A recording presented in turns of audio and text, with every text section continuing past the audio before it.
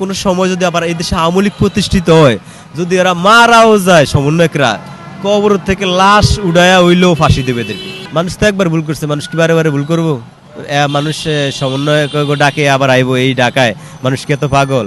বর্তমান দেশে যেই সাম্প্রদায়িক দাঙ্গা, মানে যে উগ্রতা, সিরিয়া ইরাকের যে যুদ্ধ, যে গৃহযুদ্ধ, সব কিছুর জন্য দায়ী এই 24 গণঅভ্যুত্থান।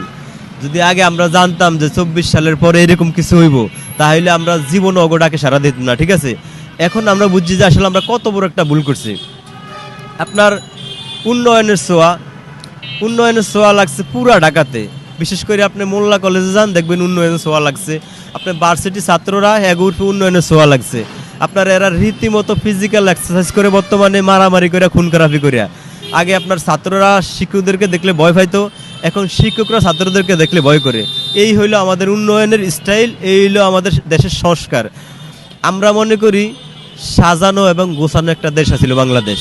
এই দেশটারে যারা ডেস্ট্রয়েড করছেন, ধ্বংস করিয়া দিচ্ছেন, যদি দেশের আগের জায়গায় না নিতে পারেন, তাহলে কঠিন হিসাব দেওয়া লাগবে আমাদেরকে।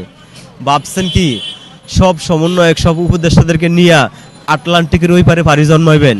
এত সহজ না, হিসাব দেওয়া লাগবে আমাদেরকে। প্রয়োজনে বাংলাদেশের প্রত্যেকটা এই বর্ডারে সিসি ক্যামেরা লাগানো হবে। একটা সমন্বয়ক, একটা উপদেষ্টাও যেন না পলাইতে পারে। আমি মনে করি বর্তমানে কোনো রাজনৈতিক দলের কাছে দেশটা দিয়া দেওয়া উচিত, কারণ ওদের ওই সমস্ত রাজনৈতিক দলের ভবিষ্যৎ আছে।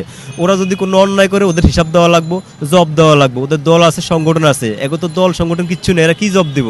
এই জন্য যত তাড়াতাড়ি সম্ভব নির্বাচন দিয়ে এই জায়গার থেকে যাওয়াটাই সবচেয়ে ভালো।